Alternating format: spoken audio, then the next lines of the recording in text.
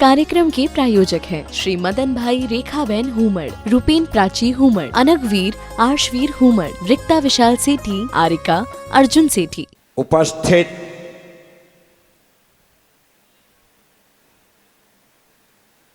भव्यात्मा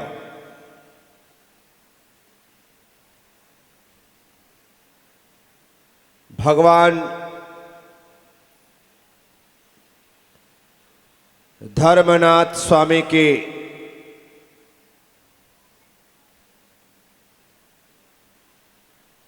स्तुति करते हुए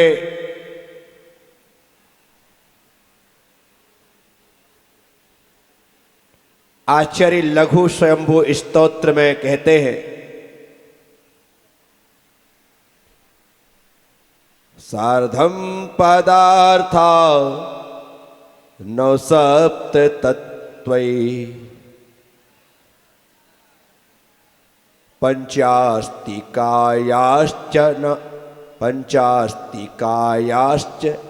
न कालिकाया षड्द्रव्य निर्णीतिरलोकयुक्तिर एनोदितातं प्रणमामि धर्मं यो नोदितातं प्रणमामि धर्मं।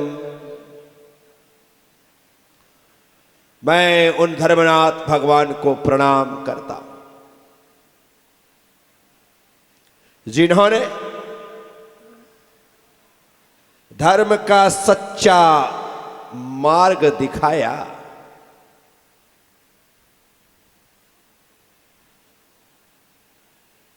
क्योंकि जो धर्म का मार्ग दिखाए वही धर्मात्माओं के लिए धर्मनाथ हो सकता है। संसार में भटकाने वाले, संसार का ककरीला, पथरीला, कटीला, नुकीला, उबड़ खाबड़, गड्ढों से, खाइयों से युक्त रास्ता दिखाने वाले, उसमें चलाने वाले, गिराने वालों की कमी नहीं है। लेकिन धर्म का सीधा, सच्चा, साफ सुथरा रास्ता हमें तीर्थंकर महापुरुषों से, आचार्य भगवंतों से, साधु और संतों से, पंडित और विद्वानों से, त्यागी और व्रतियों से, अर्थात सच्चे धर्म के रास्ते पर चलने वालों से ही प्राप्त हो सकता है। इसलिए हम उन धर्मनाथ भगवान को प्रणाम करते हैं जिन्होंने सार्धम पदार्था नौ सप्त तत्वै पंचास्तिकायाश्च न कालकाया, जिन्होंने 6 द्रव्य, 9 पदार्थ, सप्त तत्वै 7 तत्वों के सार्धम साथ में पंचास्तिकाया चा पंच अस्तिकाय और ना कालकाया काल द्रव्य कायवान ना नहीं है। निर्णीति ही युक्ति ही निर्णीत किया, युक्ति से ज्ञान कराया, आलोक उदिता आलोकाकाश को प्रकाशित किया। तम धर्मम प्रणमामि, उन धर्मनाथ तीर्थंकर को मैं प्रणाम करता। जैन धर्म 7 तत्व, 9 पदार्थ, 6 द्रव्य और पंच अस्तिकाय, इन 27 तत्वों के माध्यम से इस आत्म तत्व को मोक्ष तत्व की प्राप्ति की प्रेरणा देता है, अर्थात इस आत्म तत्व को मोक्ष तत्व प्राप्त कराता है। तत्वात् श्रद्धानम सम्यक दर्शनम, तत्वों पर श्रद्धान करिए, जीव अजीव आश्रव बंध संबर निद्रा और मोक्ष, ये 7 तत्व हैं।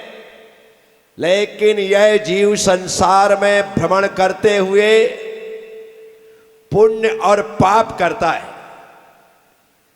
जो पुण्य करता है वह पुण्याश्रव और पुण्य बंध करता है, जो पाप करता है वह पापाश्रव और पाप बंध करता है।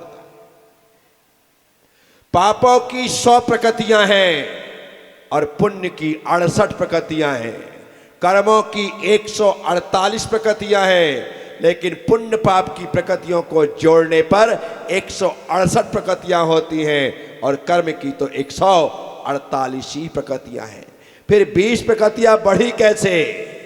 तो आचार्य कहते हैं स्पर्श रस गंध और वर्ण, ये 4 स्पर्श के 8, रस के 5, गंध की 2 और वर्ण की 5, ऐसे 8 5 13 2 15 5 20 प्रकृतियां ऐसी है जो पुण्य रूप भी है और पाप रूप भी है। अभी आप यहां बैठे हैं, यदि किसी को हल्का सा बुखार महसूस हो रहा हो तो उसे यह पंखे और कूलर की हवा दुखदाई लगेगी। और कोई व्यक्ति बहुत मेहनत मशक्कत करके पसीना बहा करके भाग करके आया है तो उसे यही हवा सुखद लगेगी। एक के लिए दुखद है, एक के लिए सुखद है। शुगर वाले को मिठाइयां जहर है और जिसे शुगर नहीं है उसके लिए तो अमृत तुल्य ही है। आज तो मजा आ गया, वाह।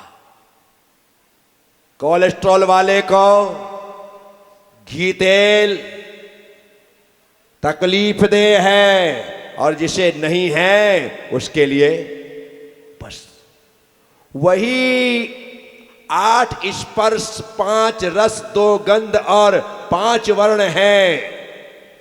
किसी के लिए शुभ कर है, किसी के लिए अशुभ कर है, किसी के लिए सुखद है, किसी के लिए दुखद है, किसी के लिए अच्छे हैं, किसी के लिए बुरे हैं।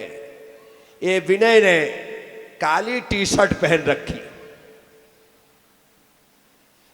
और वो संजय ने सफेद कुर्ते पैजामे पहन रखे।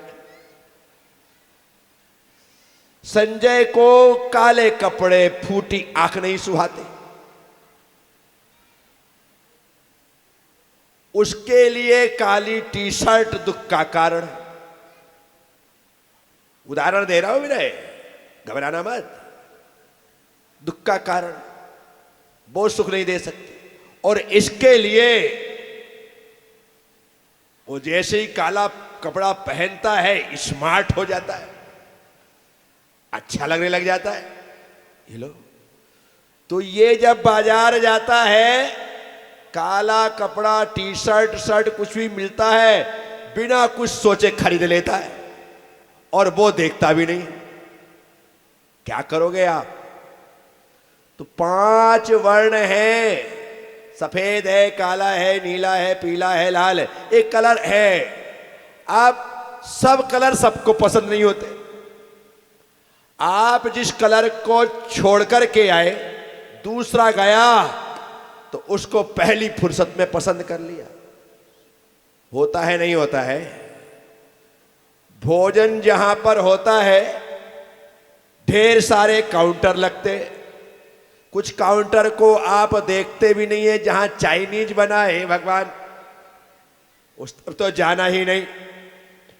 और यदि ये बच्चे हो तो पहले वहीं पर घुसेंगे क्योंकि वहां पर मंचूरियन है, क्योंकि वो चाइनीज है। वहां पर हॉट डॉग है क्योंकि वो चाइनीज है। उनको वही चीज पसंद है, क्या करोगे? वहां पर पिज्जा मिलेगा, वहां ये सब चीजें मिलेंगी तो बच्चों की तबीयत खुश हो जाती है। लेकिन आपसे देखा भी नहीं जाता है कि कैसी चीजें खा रहे। ये कोई खाने की चीज है क्या? विचार करो। तो अलग अलग लोग होते हैं। इसी कारण से आचार्य कहते हैं कर्मों की वे 20 प्रकृतियां किसी के लिए शुभ हैं और किसी के लिए अशुभ है। किसी के लिए पुण्य में कारण है, किसी के लिए, इसीलिए उन प्रकृतियों को पुण्य रूप भी कहा है और पाप रूप भी कहा है। इस वजह से 148 प्रकृतियां जब पुण्य पाप प्रकृतियों के रूप में बांटी जाती हैं तो पुण्य प्रकृतियां 68 और पाप प्रकृतियां 100 हो जाती हैं। तो 20 प्रकृतियां बढ़ी क्योंकि 20 प्रकृतियां दोनों रूप में है। तो भगवान ने हमारे लिए जो सप्त तत्व बताए, उन सप्त तत्वों में पुण्य पाप 2 मिला देने से 9 पदार्थ हो जाते हैं। क्या हो जाते हैं? क्योंकि ये पुण्य पाप ही हमें संसार में भ्रमण कराते हैं। पाप भी संसार में भटकाता है और पुण्य संसार में अटकाता है। याद रखना, पाप संसार में बोलो भटकाता है और पुण्य संसार में अटकाता है। अटकना और भटकना दोनों में अंतर है। दोनों में अटकना भटकना दोनों में अंतर है। कोई चीज कहीं अटक गई है और कोई व्यक्ति कहीं भटक गया, ये इतना अंतर, ठीक है। तो ये अटकना भटकना लटकना दिमाग का सटकना, ये सब अलग अलग शब्द है, एक से लगते हैं लेकिन है इनके अर्थ अलग अलग। तो पुण्य पाप फल माई हरख बिलखो मत भाई। क्या? पुण्य पाप के फल को प्राप्त करते हुए पुण्य के फल में हरख मतलब हर्षित नहीं होना है और पाप के फल में बिलख अर्थात रोना नहीं है। इसलिए पुण्य में इतराना नहीं, पाप में घबराना नहीं। हमने ही तो वो कर्म के आश्रय बंद किए हैं। इसीलिए भगवान धर्मनाथ सप्त तत्व का उपदेश देते हैं तो वे 9 पदार्थों का भी उपदेश देते हैं। इन्हें जानना पड़ेगा। इन्हें जाने बिना जैन धर्म को समझा ही नहीं जा सकता। मैं जीव हूं, मैं जीव इसलिए हूं क्योंकि मुझ में ज्ञान दर्शन नाम के गुण हैं। क्योंकि मैं ज्ञान से जानता हूं, दर्शन से देखता हूं, इसलिए मैं जीव हूं। और जो जानता नहीं है, देखता नहीं है, वह अजीव है। वह कितने तत्व हो गए? 2, जीव और अजीव। तो जिसमें जानने देखने की शक्ति है वह जीव है, जिसमें यह शक्ति नहीं है वह अजीव है। आत्मा में अर्थात जीव में कर्मों के आने का नाम आश्रव है। कर्मों के आने का नाम आश्रव। और आए हुए कर्मों का एक क्षेत्रावगाह संबंध हो जाने का नाम बंध है। एक क्षेत्रावगाह का मतलब होता है दूध में पानी का मिलाना। दूध में जब दूध में पानी मिलाया जाता है तो मैं पूछता हूं कि पानी ऊपर ऊपर होता है, नीचे नीचे होता है, या बीच में होता है, या पूरे दूध में मिला होता है? जल्दी बोलो। दूध की एक एक बूंद में पानी डालते ही वह मिल गया, बस। जैसे दूध के प्रत्येक बूंद में पानी समाहित हो जाता है, वैसे ही आत्मा के प्रत्येक प्रदेश में कर्म का बंध होता है। आत्मा के प्रत्येक प्रदेश में कर्म का। तो आत्मा से कर्मों का एक क्षेत्रावगाह संबंध हो जाने का नाम बंध। आते हुए कर्मों के रुक जाने का नाम संबर है। जो कर्म आ रहे थे उन्हें रोक दिया गया, उन्हें रोक दिया गया। कैसे? गुप्ती समिति धर्मानुप्रेक्षा परिसह जय चारित्रयी। आचार्य तत्वार सूत्र में कहते हैं गुप्ती से, समिति से, धर्म से, अनुप्रेक्षा से, परिसह जैसे इन आते हुए कर्मों को रोका जाता है और उन कर्मों को रोक दिया गया। तो इसे कहते हैं संबर। और जो कर्म आ चुके हैं उन आए हुए कर्मों को बाहर निकालना। क्या करना? एक एक करके कर्म को बाहर निकालना। इसे एक देश जहां क्षय हो रहा है उसे कहते हैं निर्जरा। और आत्मा का कर्म से विप्र मोक्षो मोक्षः, पूरी तरह से रहित हो जाने का नाम मोक्ष है। ठीक है, ये 7 तत्व हैं। इसे एक उदाहरण के माध्यम से समझें। उदाहरण के माध्यम, सिर्फ उदाहरण ही है ना? उदाहरण के माध्यम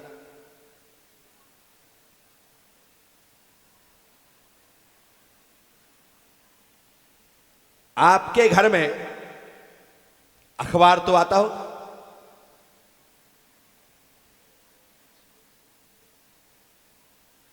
आप और आपका घर, आप तो जीव और घर अजीव। आप, घर, आपके घर में अखबार का आना क्या हुआ? आश्रय। आश्रय हो गया। जैसे ही अखबार आया आपने अखबार को उठा करके अपने हाथ से पकड़, क्या कर लिया? बंध। क्या हो गया? अब आपका ध्यान यहां वहां नहीं है, बंद हो गया। अब अखबार आ गया है तो क्या दूसरा अखबार आएगा? नहीं, क्योंकि डालने वाले ने अब अखबार का आना बंद हो जाना, अब अखबार नहीं आएगा। या फिर आपने जो अखबार की बंदी लगा रखी है उससे कह दिया कि भैया कल से पेपर मत डालना क्योंकि मैं 10 दिन की यात्रा पर जा रहा हूं। 10 दिन की यात्रा पर जा रहा हूं। तो आश्रय जो हो रहा था वह संबर में परिवर्तित हो गया। अखबार आना बंद। इस कार्यक्रम के प्रायोजक हैं श्री मदन भाई रेखाबेन हुमड़, रूपेन प्राची हुमड़, अनगवीर आर्शवीर हुमड़, रिक्ता विशाल सेठी, आरिका अर्जुन सेठी।